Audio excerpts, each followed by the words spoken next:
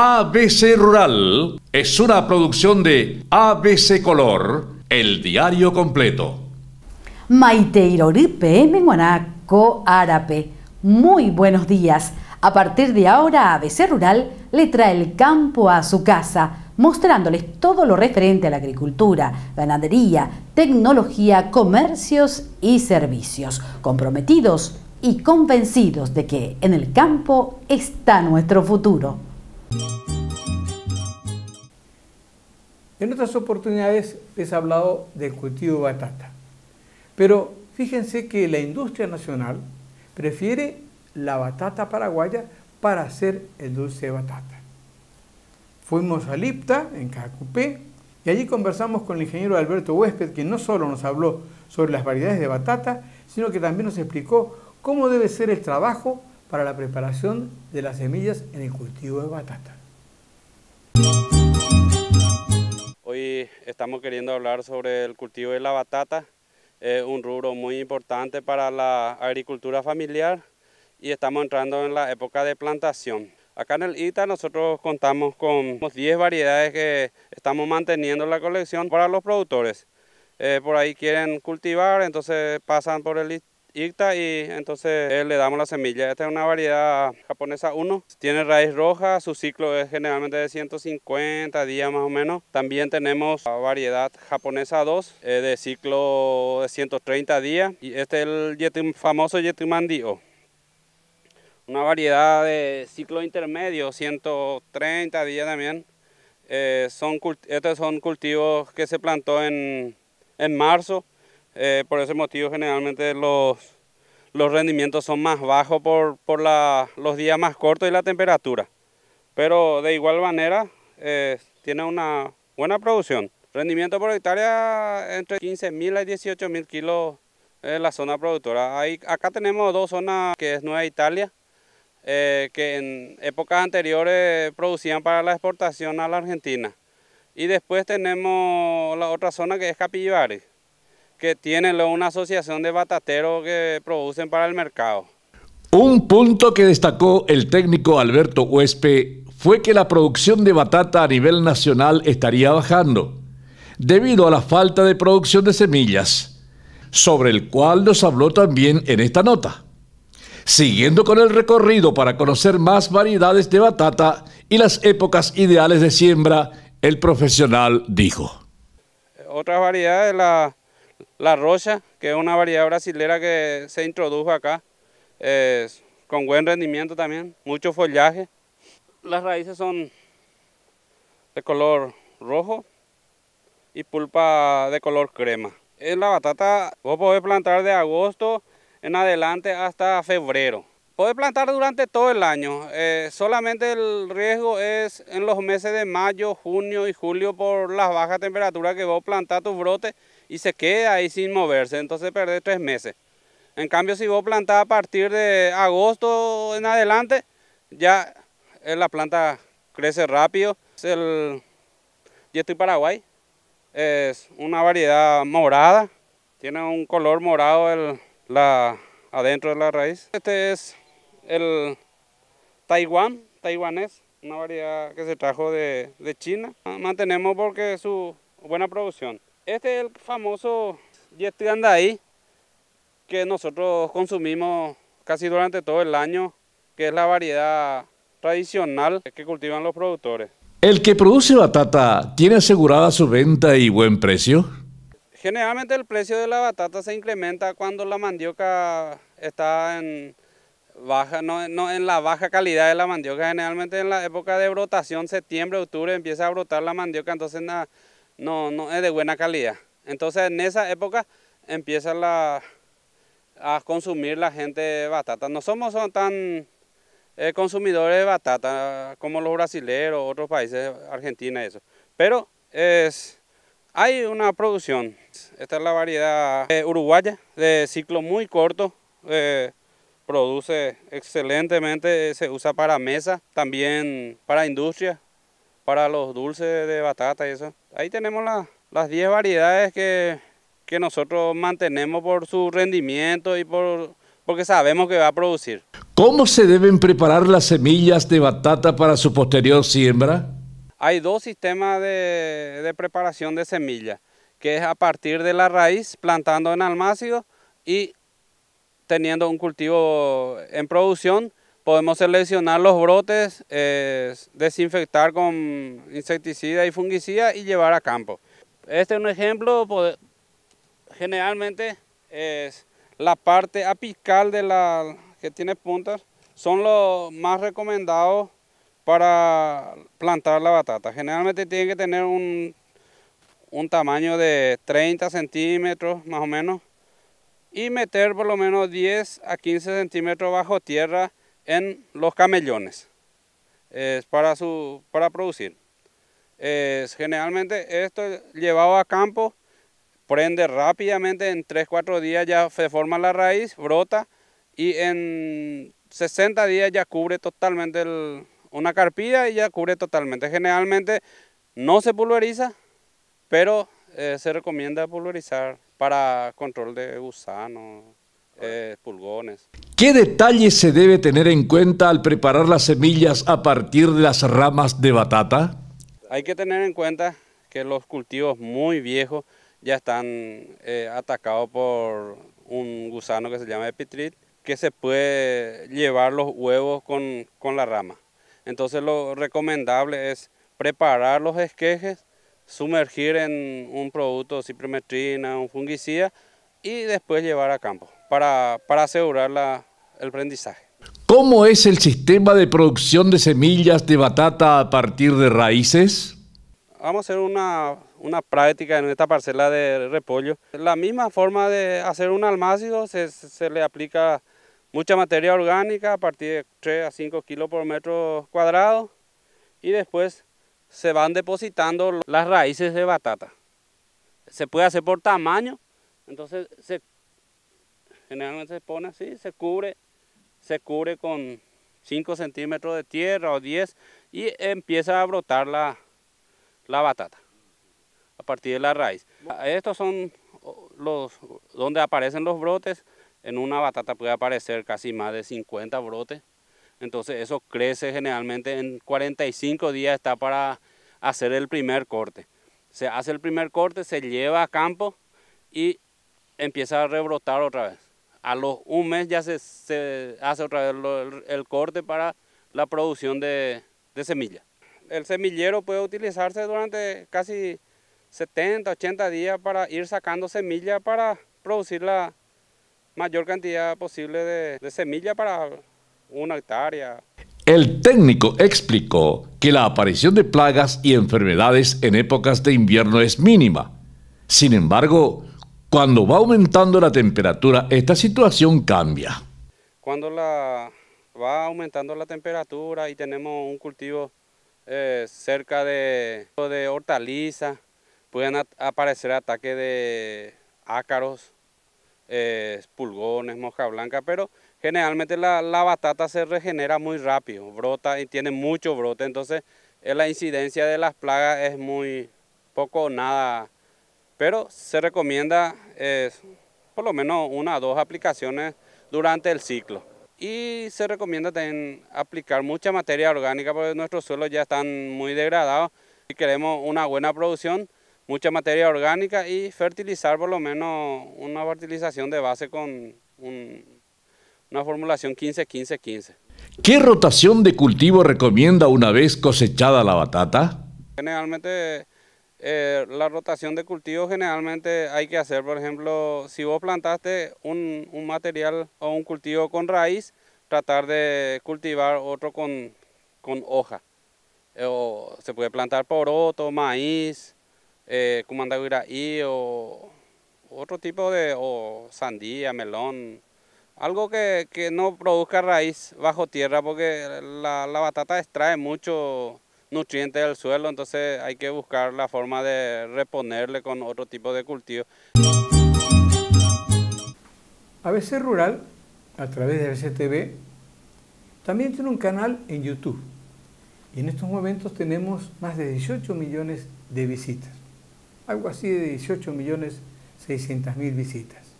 Y hay un punto que vemos que es muy requerido, que es la producción apícola. Por eso, vamos a mostrar un trabajo muy lindo que hicimos con el ingeniero Mario Quiñones. ¿Cómo se debe preparar un apicultor para iniciarse en esta actividad? Él nos va a indicar qué deben tener y cómo deben hacer para tener éxito en esto que es tan requerido en estos momentos, no solamente en el Paraguay, sino en el mundo entero. Hoy vamos a detallar un poco la instalación de un colmenar. El colmenar significa el lugar donde se instalan las colmenas de abejas para la producción principalmente de miel de abejas. Y en ese sentido tenemos implementos básicos que el apicultor necesita. El ingeniero Quiñones nos detalla cuáles son los equipos e implementos que se necesitan para la instalación de un colmenar. Lo más importante es el cajón o colmena de abejas. Es un cajón que tiene todas sus partes movibles. Esto sería la cámara de cría, el alza, cámara de la miel, tapa. Los cajones van sobre un caballete. Y tenemos también un nuclero, que es un cajón más pequeño que se utiliza para la multiplicación de colmenas. De acuerdo a lo señalado por nuestro entrevistado, el apicultor debe revisar indefectiblemente una vez a la semana sus cajones. Posteriormente vimos cómo va dentro de los cajones para la cría de abejas. Internamente tenemos la rejilla excluidora que va en el medio para confinar a la reina en la cámara de cría. Indefectiblemente aquí solamente en el segundo piso, que es el alza, acumulándose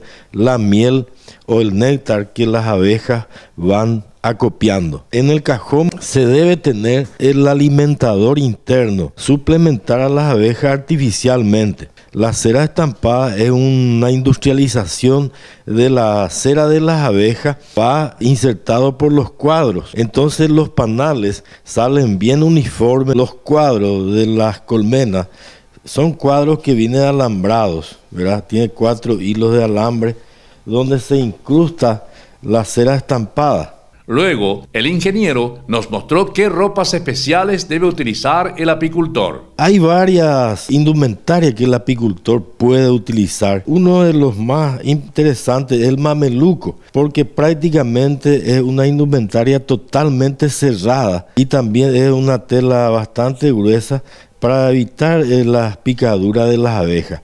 Tiene que ser de color blanco, preferentemente, porque las abejas el color blanco ve menos de día. Otra alternativa es un guardapolvo blanco, es más fácil su manipuleo, ¿verdad?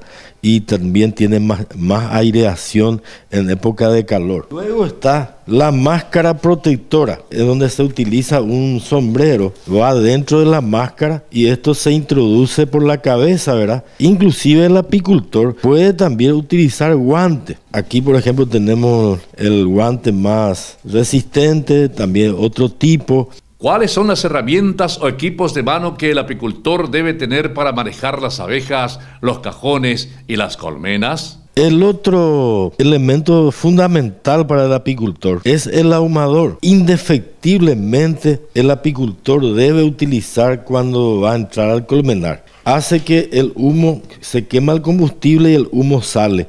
Entonces esto es como medio de defensa del apicultor. Otro elemento que el apicultor indefectiblemente debe tener en la mano es la palanca. Y también tenemos otro tipo de palanca, que es la palanca universal, para movilizar las partes del cajón. Con esto se saca el cuadro. Al cepillo es otro elemento muy importante, principalmente para la cosecha de miel, porque los panales tienen que venir sin abejas para la cosecha. También está el cuchillo de soperculador. El cuchillo de soperculador se utiliza cuando se va a desopercular los panales que tienen miel. La miel en los panales tiene una tapa de película de cera. Se destapa el panal para introducir en la centrífuga, o si no la miel no va a salir. Finalmente, el ingeniero nos mostró cómo funciona la centrífuga y los filtros. La centrífuga o extractor de miel facilita la cosecha de miel sin destruir los panales. Esta centrífuga tiene 2 canastos donde se introduce el panal y tiene una manivela. Entonces, girando y por fuerza centrífuga, la miel sale del panal. Entonces, posteriormente los panales o el panal puede volver a reutilizarse inmediatamente. Los otros elementos importantes para la cosecha principalmente es el filtro, porque la miel, una vez centrifugada, inmediatamente se la debe filtrar. Uno tiene una malla más grande, otra más pequeña, de manera que la miel sale bien, digamos, filtrada, sin impurezas. A veces los apicultores no quieren filtrar inmediatamente, pero es recomendable filtrar en el mismo instante, después de terminar la centrifugada, filtrar. Vamos a pasar a una alternativa para el pequeño productor y algo que tiene muy buena colocación, que es la producción de frambuesa. ABC Rural estuvo en Pucú, en Santa Rosa, Misiones, en la propiedad de la señora Acela Falcón, que nos atendió maravillosamente. Allí conversamos con su técnico, Pablo Salinas, quien nos habló sobre el cultivo de la frambuesa y su producción. Recuerden que esta es una buena alternativa para los pequeños productores. Estamos en Misiones, en la ciudad de Santa Rosa, Misiones. Estamos ubicados en el kilómetro 249. Acá el establecimiento es Cabaña Ipucú, de la señora Cela Falcón. Y este es un cultivo de la frambuesa rústica. Es un cultivo perenne, tolerante al frío, también al calor, y originario, o sea, de Europa y de Grecia. Y acá el vecino país también produce Argentina, también se produce en México y también hacia España. Son los mayores productores de frambuesa. ¿A qué familia de frutas pertenece la frambuesa y qué propiedades tiene? Es una familia de los berries. Al hablar de los berries estamos hablando de la mora, la frutilla, la zarzamora, también serían los arándanos. Esta fruta tiene propiedades como la vitamina C, también ayuda a la buena circulación de la sangre, ayuda a evitar enfermedades cardíacas. Tiene muchísimas propiedades, también rico en vitamina B1, creo que la vitamina A también tiene. Y se puede hacer al natural y también se hace jugo, también en torta y demás cosas. ¿Cuál es la época de cultivo de la frambuesa y cómo se multiplica? Y la época ideal sería a mediados de mayo y por el frío, para que, o sea, prender por las hawaiian de ella. Y lo más sería en época y cuando llueve, para que se adapte o regar si no es época lluviosa. Y desde mayo hasta septiembre, antes de que haga tanto calor. Esta planta por plantines, se saca, se pone en maceta o así directo, pero lo más recomendable es primero poner en maceta y después poner en un lugar definitivo. ¿Qué tipo de suelo es el más apto para el cultivo de la frambuesa y cuánto tiempo después de su siembra en el lugar definitivo empieza a dar frutos? Generalmente la planta necesita el suelo que no sea tan compactado para que las raíces se puedan desarrollar mejor. También si es un poco ácido, mucho mejor. Le gusta el suelo ácido. Generalmente se pone la corteza de pino en la parcela porque se le da un poco de ácido. Y sería neutro. Y esta planta generalmente después de un año ya empieza a dar frutos. Y después de cada fructificación se corta, se poda y después al siguiente año vuelve otra vez a crecer. Y si se planta, por ejemplo, en mayo, al próximo año en mayo ya se tiene ya los frutos. Pero si empieza a dar en mayo, ya a mediados de septiembre ya termina. Pero si empieza en julio, por ejemplo, hasta en noviembre, depende también del clima, porque si hace tanto calor ya ya no da tanto fruto, a no ser que se tenga en media sombra y eso, pero da buena cantidad de fruto por planta. Yo supongo que daría medio kilo por la cantidad de fruto que tiene, medio kilo. ¿Cuáles son los cuidados culturales que debe recibir este cultivo y qué plagas atacan a la frambuesa? Al momento de trasplantar, o sea que de pasar en un lugar definitivo, se le debe de cuidar de maleza, sacar toda la maleza, fertilizar, ponerle nitrógeno y al momento de cuando empieza a florecer, ponerle por ejemplo potasio y eso para que ayude a su fruto a desarrollarse mejor. Y cuidar también de las plagas que le atacan. Acá generalmente, por ejemplo, tenemos plaga de Isaú, que mayormente le ataca. Y otra clase de plaga casi no le ataca por la espina que tiene. Y acá podemos ver dónde apareció. Acá ayer no estaba y hoy ya apareció. Y entre la mañana, la noche y la mañana, acá podemos ver el daño que causaron. Las hojas ya quitaron y quitan demasiado rápido, afecta mucho también a la planta porque si sacan toda la hoja también la planta se muere. En la otra parcela sufrimos el mismo problema y esa parcela se nos perdió por culpa de la quequén. Y perdimos aproximadamente 500 plantas, por ahí perdimos. Una parcela importante que teníamos en muy poco tiempo, porque no pudimos controlar de manera rápida, le echábamos el veneno, pero aparecía en otra parte y no pudimos controlar bien y aproximadamente en un mes ya nos liquidó la parcela. ¿En qué momento se le debe realizar la poda? Y le realizamos poda cuando termina la fructificación y a mediados o sea que fines de diciembre, le cortamos todo a una altura de 15 a 20 centímetros y después otra vez empieza a brotar ahí de la misma, el mismo tallo, empieza a brotar otra vez.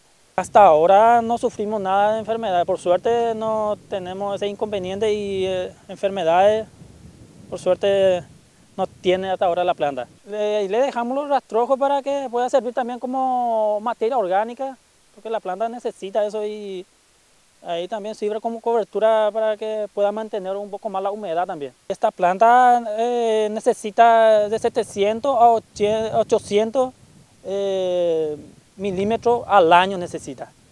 Resiste también a la sequía, pero en la época de cuando empieza a florecer, ahí lo que necesita agua, porque si no empieza a abortar otra vez los frutos que van a dar. Estamos viendo para el próximo año, para instalar el sistema de riego, estamos coordinando, viendo todo lo que falta. Resiste mucho a la helada, por época de frío, pero también le afecta un poco a los frutos. Los frutos generalmente le afectan un poco ahí porque un poco ahí, o sea que le derrite y también quema un poco a los frutos. ¿Cómo se realiza la cosecha? ¿Cuál es su punto ideal y cómo se conserva el fruto? La cosecha se realiza de forma manual. Trajimos una bandeja, un fuente, algo así, y con eso cosechamos. Y no importa eso, mujeres, hombres, de igual modo. Y cuando la fruta está madurando, cuando se pone roja. Ahí es el punto ideal de cosecha. Cuando la fruta se pone roja, ya puede cosechar y poner en envase para mantar. La fruta se puede conservar manteniendo congelado. Se debe de congelar y así para mantener más. Nosotros cosechamos, si no mantamos, lo mantenemos ahí congelado y cuando se necesita para mandar. Y realmente el año pasado tuvimos mejor producción. Este año sufrimos por la sequía, eso afectó mucho la producción en pleno desarrollo de la planta, de los frutos. Tenemos regular este año, pero el año pasado tuvimos mayor cantidad de producción. Y también por el ataque de Isaú y eso, este año sufrimos un poco. Venimos hablando de los pequeños productores. Y les recuerdo que muchas veces les dijimos de que no solamente las autoridades que trabajan en esto se deben dedicar a dar pala, machete y azada. Eso es parte del trabajo. Hoy hay que tecnificar el campo. Y a través, por ejemplo, de un motocultor. Pero para ello hay que saber cómo cuidarlo. Y el ingeniero Eladio Cousiño va a hablar cómo es el mantenimiento de un motocultor. Nos encontramos en este momento al lado de un mini tractor para mostrarle más o menos cómo es el mantenimiento que se le hace a un mini tractor antes de cada jornada. Así como un tractor común, normal, ¿verdad? Siempre es interesante controlar el nivel de aceite antes de cada jornada. Acá les voy a mostrar el varillaje, la misma cosa que un tractor común, ¿verdad? Tiene su nivel máxima y mínima. Si es que se saca, entonces se limpia el varillaje, se mide el nivel de aceite. Si es que le falta aceite, entonces se llena de acuerdo al manual de servicio, de acuerdo al aceite que requiere, ¿verdad? Después se controla el nivel de agua del radiador. Entonces se llena también el agua del radiador antes de cada jornada. Se limpia, se mira los paneles, se limpia bien. Si es posible soplar con aire, ¿verdad? Para que se pueda refrigerar bien el mini tractor. Entonces después se controla el nivel de combustible. Si es que el tractorcito se va a ir lejos, por ejemplo, del taller, del lugar del trabajo, entonces siempre llenar el combustible antes de cada jornada. Siempre es importante también mirar el decantador de combustible, tiene un filtro de combustible. Muchas veces acá se acumula agua, entonces a veces dificulta un poco el arranque del mini tractor, ya que este se hace trabajar con manija, entonces siempre hay que verificar si no tiene agua el combustible. Y si tiene agua, entonces inmediatamente hay que sacar el filtro de combustible, drenar el agua que tiene dentro del filtro, volver a colocar otra vez, hacer un purgado al sistema de inyección para que se pueda facilitar el arranque. Semanalmente, en condiciones de mucho polvo, también hay que sacar el filtro de aire, verificar.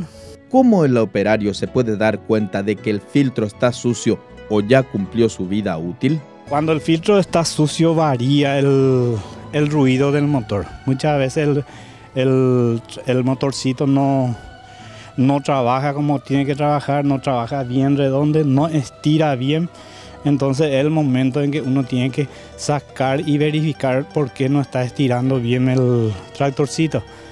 Especialmente cuando trabaja en condiciones de mucho polvo. Entonces a veces tapona el tubo de admisión. Ustedes saben que para el arranque del motor tiene que entrar una proporción de aire y otro de combustible para que pueda arrancar el motor. Si está trancado el tubo de admisión, entonces dificulta el arranque del motor. ¿Qué otros detalles deben ser tenidos en cuenta para el buen trabajo del motocultor? También semanalmente se recomienda, ¿verdad? Verificar la presión de inflado de los neumáticos. Aparentemente no es de mucha importancia, ¿verdad? Pero cuando el tractor está trabajando con implementos, entonces siempre hay que verificar también la presión de inflado de los neumáticos para que pueda trabajar sin ningún inconveniente. Si está desgastado el neumático, si está desinflado el neumático, entonces se desgasta. Muchas veces hay más consumo de combustible. Entonces siempre es importante controlar también las correas, las tensiones de las correas del motor, del implemento que se va a usar. En este por ejemplo es una transmisión por correa que está acoplado con una rotativa. Entonces siempre es importante verificar si la correa está bien tensada. En un motor que tiene alternador, por ejemplo, siempre es importante controlar la tensión de la correa para que pueda recargar la batería para su posterior arranque. Posteriormente, el licenciado explicó cómo funciona la parte de dirección del motocultor. En esta parte más o menos se ve la parte de aceleración del tractor, la dirección, el embrague direccional, ¿verdad? Para que uno pueda guiar el tractor. Entonces tiene 2 cabos de embrague direccionales, especialmente cuando el tractor se va a utilizar con implemento. Este es el freno, el embrague y el freno, la manija de embrague y la manija de freno. Esta es la parte de transmisión en cuando se va a usar el implemento para baja velocidad y para alta velocidad. Acá tenemos la palanca de cambio, primera, segunda, tercera. Este tractorcito tiene hasta 6ª velocidad y tiene 3 reversas. Primera reversa, segunda reversa y tercera reversa. En este lado podemos ver la correa del motor, donde va acoplado la correa del motor con la correa de la transmisión de la caja de cambio para que se pueda mover el tractor. Finalmente, el técnico destacó la importancia del buen uso del mini tractor. Este tractorcito es especialmente para el pequeño productor que tiene más o menos 20, 25, 30 hectáreas. Se puede trabajar y mantener sin ningún problema con este tipo de tractorcito. Entonces siempre es importante cuidar la vida útil del tractor para su posterior utilización. Entonces siempre es importante controlar diariamente antes de cada jornada para que te puedas rendir. Uno de los puntos de la producción animal es, sin duda alguna, la reproducción.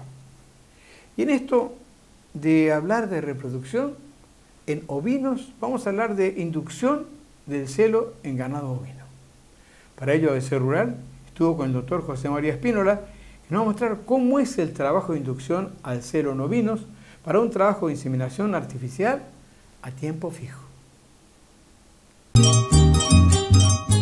Para la inducción de celos se utilizan hormonas que depende de la época. Si estamos dentro de la temporada reproductiva, dentro de la época en que ciclan las ovejas, normalmente se puede utilizar un sincronizador. En este caso puede ser una prostaglandina. La prostaglandina hace que haya una rotura de cuerpo lúteo, o sea que todo se pone en cero en el ovario y empieza a funcionar. Entonces todas entran en celo de una sola vez. Esa hormona se usa entonces en temporadas reproductivas. La otra forma es utilizando progesterona a través de una esponja que viene ya impregnada con la hormona progesterona. Esta esponja se inserta en la vagina. Esto se puede hacer con el dedo, con la mano o con un aplicador. El mantenimiento de las condiciones higiénicas es fundamental durante todo el proceso para proteger al animal de cualquier cuadro infeccioso. Antes de poner esta esponja es importante embeber con algún antibiótico. En este caso yo quiero usar una tetraciclina.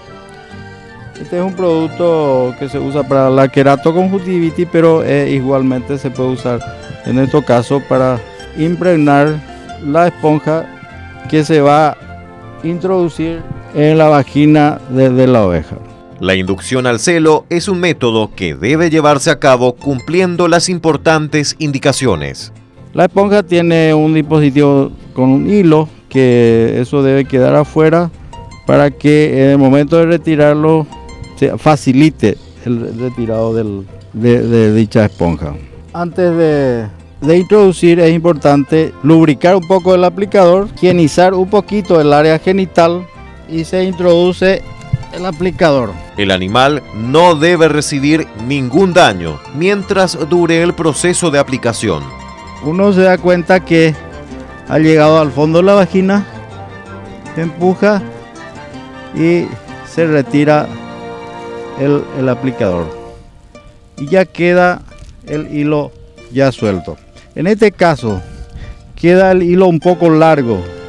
Es importante entonces cortar más o menos a 2 dedos de la base de la vulva para evitar que esto se enrede por algo y pueda sacar fuera de tiempo.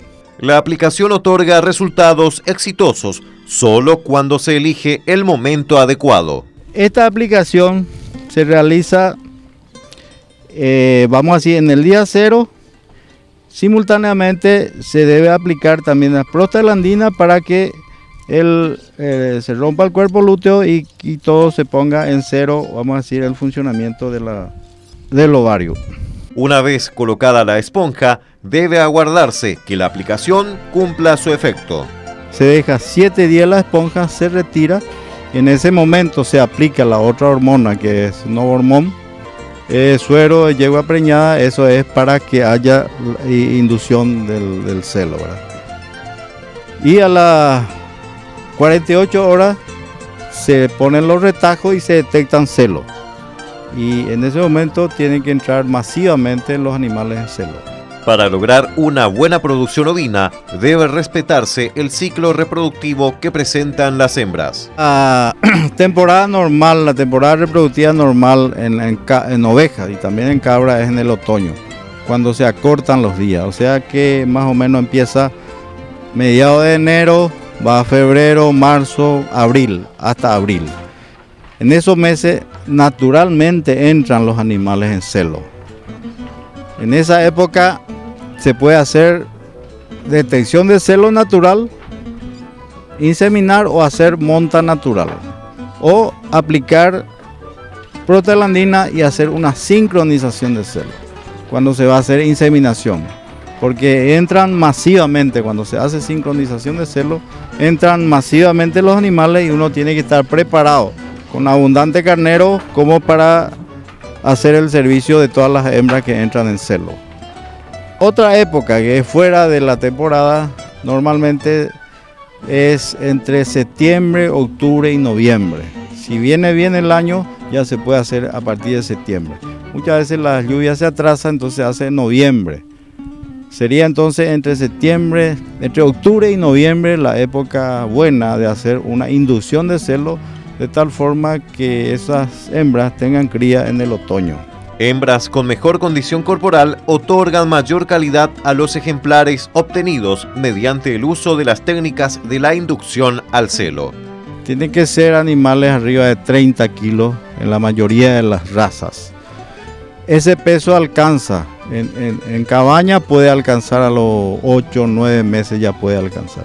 Pero a nivel de campo esos pesos se llega a más de un año y medio. En oveja y cabra se habla de la edad por los dientes, o sea que los animales para el primer servicio a campo tienen que tener 2 dientes, es lo recomendado. En cabaña se puede inseminar o preñar animales dientes de leche, o sea a los 8 o 10 meses se puede preñar.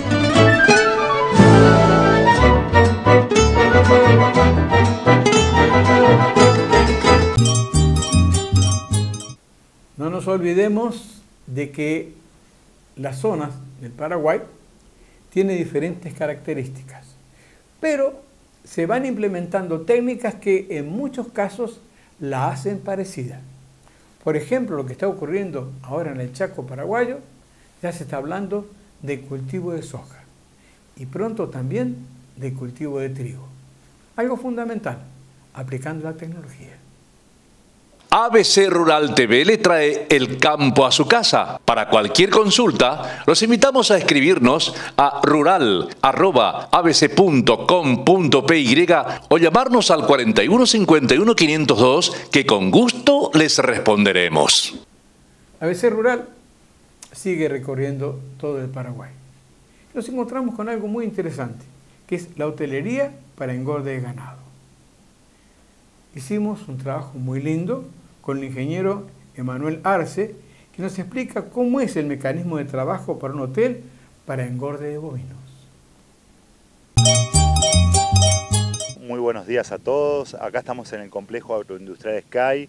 Estamos en la ruta 3, kilómetro 137,5, acá en San Estanislao, departamento de San Pedro, ¿sí? Y bueno, estamos aquí en el complejo para comentarles un poquitito acerca de lo que es la hotelería bovina, ¿verdad? Tenemos un servicio de hotelería bovina para todos aquellos productores que quieren hacer un giro de capital rápido, no tienen pasto en sus campos, andan con escasez en cuanto a lo que es por inclemencias climáticas forrajes.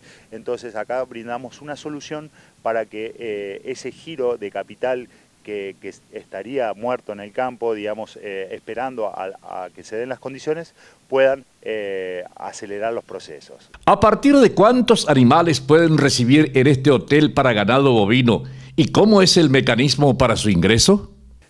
Recepcionamos a partir de una carga de 50 animales, ¿verdad? Que es lo que vamos a tener como mínimo para poder decir, vamos a probar de qué se trata la hotelería, ¿verdad? Acá en Sky lo que hacemos es recepcionar animales de los clientes de la siguiente forma, o sea, el cliente compra y trae el animal. Nosotros recomendamos, digamos, que sean animales de 320 a 340 kilos para llevarlos a 460 a 480 kilos en el lapso de 90 días.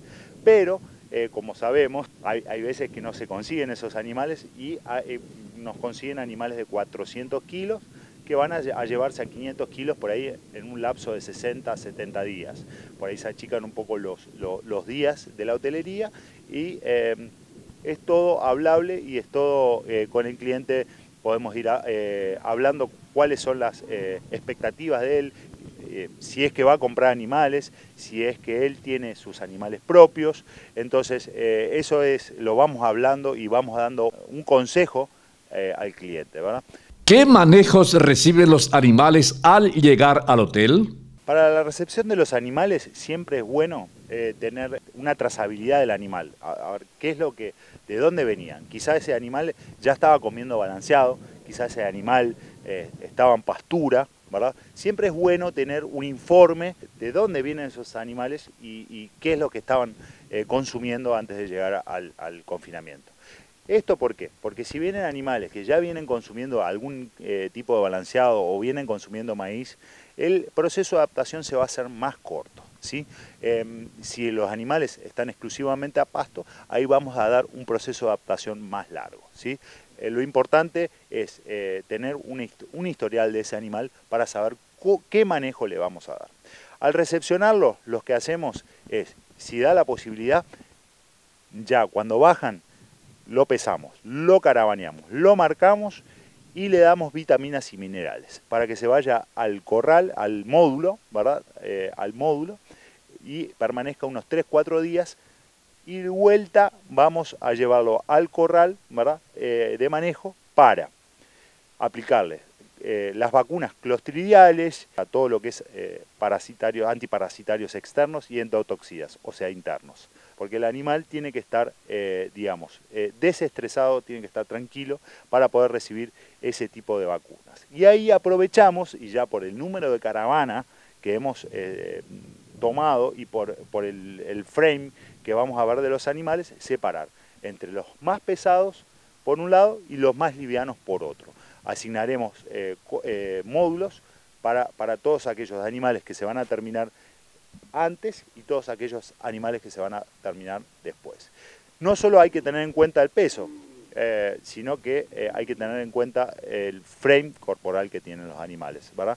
Si es un animal de 400 kilos, puede ser un animal de 400 kilos que está semiterminado o un animal de 400 kilos que tiene carcasa para seguir metiendo y lo tomamos dentro de los livianos, por más que tenga más peso, ¿verdad? En la parte nutricional, ¿cuentan con un alimento diferenciado que le dan al ganado en este sistema de hotelería? Bueno, en la parte nutricional nosotros contamos con un diferencial, ¿sí? Usamos una tecnología, ¿verdad?, que hace más de 50 años se viene utilizando en los Estados Unidos y aquí en Paraguay somos los pioneros en esto, ¿verdad? Es el maíz floculado o el maíz rolado al vapor o, como dicen los americanos, el flake, ¿sí?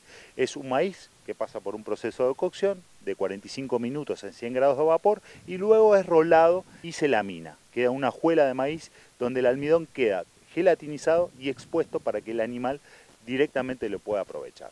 Esto es diferente al maíz grano entero. El maíz grano entero tiene una digestibilidad de 75 a un 80%. Si lo molinamos vamos a lograr un 87-88%. Si a ese maíz grano entero lo consume el animal húmedo, va a lograr un 92 a 93% de digestibilidad. El último proceso y el cual más evolucionó es el floculado, el flake, que es un 98 a 99% de digestibilidad. O sea que el almidón lo aprovecha casi en su totalidad y no vemos en el bosteo desperdicios de maíz. ¿Cuántas raciones por día reciben los animales y qué ganancia diaria de peso se tiene en este servicio? Los animales están recibiendo 4 raciones por día, ¿sí? Que están distribuidas en forma... a las 7 de la mañana empieza la primera ración, ¿sí? Que se da el 30% del total. Luego se dan 2 raciones, una media mañana y otra media tarde, a las 10 y a las 2 de la tarde respectivamente, donde se da un 20 y un 20% del total de la ración. Y al final del día, a las 4 y media, 5 de la tarde, se da la última trata con otro 30% para completar el total de la ración. Bueno, el rendimiento acá se mide primero en la ganancia de peso diaria del animal, en peso vivo, ¿sí? Acá tenemos ganancias con genética regular de 1,5 kg, con genética buena 2 kilos, ¿verdad? Esos son nuestros promedios, para llegar a 1,750 kg, 1,800 kg, promediando entre los de regular genética y los de buena genética, digamos. Acá un animal que no es de buena genética tiene chances de subir 1,5 kg por día, tener un rinde a carcasa en frigorífico arriba del 60%, tenemos un promedio de 60 a 62% de rinde a carcasa en frigorífico, traducido a estancia de un 56 a un 58%, ¿sí? Donde el promedio de Paraguay es un 53%, nosotros logramos aquí en estancia un 57% de promedio de rinde a carcasa. Para el engorde de bovinos, ¿reciben también vacas y cómo son repartidos los animales en los módulos? Nosotros recibimos toros y novillos generalmente, hembras también, pero obviamente no las ponemos en conjunto con los toros y novillos. Generalmente para engordar aquí lo que trabajamos es toro y novillo, pero recepcionamos hembras también. Aquí lo que hacemos es no sobredimensionar tampoco los módulos, ¿verdad? Tenemos módulos de capacidad de 120 y módulos de capacidad de 220. Tenemos un promedio más o menos de 160 animales por módulo. Lo que sí procuramos es el bienestar animal. Siempre estamos atentos a no golpearlos, a los animales no gritarles, no tratarlos mal. De hecho, se van 2 veces al corral de manejo. Al llegar y, digamos, para la vacunación posterior de los 3-4 días luego de llegar, y de ahí ya no se mueven más hasta salir al frigorífico. Eso conservamos la calma y el bienestar animal. ¿El productor cómo paga el hotel en donde han quedado sus animales? El manejo en cuanto al sistema de hotelería y la inversión que hace el productor o el capitalista que compra animales es una diaria que se le cobra al inversionista, al capitalista o al productor por toda la comida que va a recibir en forma abundante y continua. Esto incluye seguridad a las 24 horas, iluminación nocturna, tenemos techos en las bateas de hormigón, todo lo que es el agua en los bebederos es pH 7 certificada por el INAN. Todo eso incluye en una diaria, se paga una diaria por animal, por cabeza día. Eso se puede hablar, se puede ver si se hace mensualmente el pago, ¿verdad? Si se hace la mitad al principio al ingresar, y la otra parte al tener la faena en el frigorífico, es todo conversable. Nosotros optamos siempre por la diaria cabeza día. Tenemos resultados asegurados de 1,5 kg para el productor, ¿sí?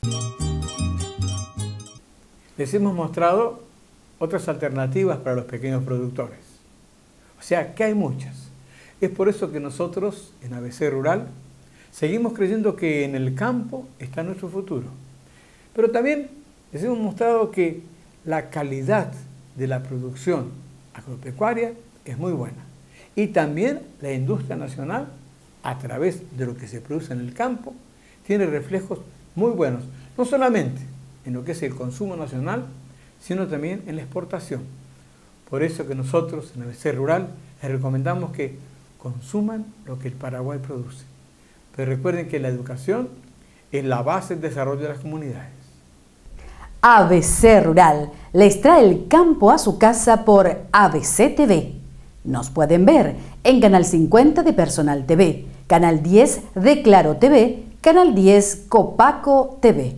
Estamos en todas las cableoperadoras del interior del país. Además, cruzamos la frontera y ya llegamos a Formosa, Argentina, en el canal 50 El Colorado, canal 52 en Villafañe y canal 34 en Río Negro. También seguimos en Canal Agrotendencias, que se emite en Venezuela y todo el Caribe.